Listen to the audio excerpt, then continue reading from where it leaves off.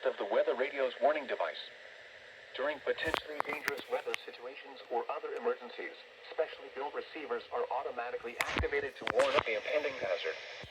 Tests of these receivers are normally conducted by the National Weather Service every Wednesday between 11 a.m. and noon. Reception of this program and the warning alarm will vary at any given location. The variability becomes more noticeable at greater distances from the transmitter.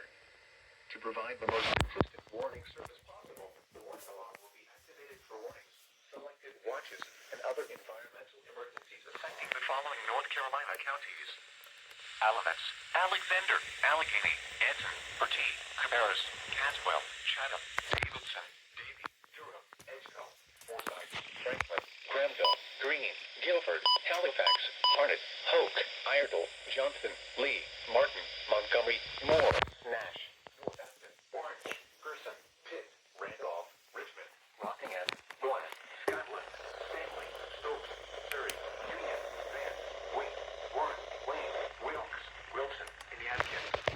The warning alarm will also be activated for the following counties in South Carolina: Chesterfield and Marlborough, and the following counties in Virginia: Brunswick, Carroll, Floyd, Grayson, Henry, Mecklenburg, Patrick, and Pittsylvania.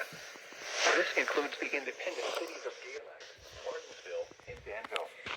Repeating, the National Weather Service has just activated the public warning alarm tone in the test of the weather radio's warning alarm system.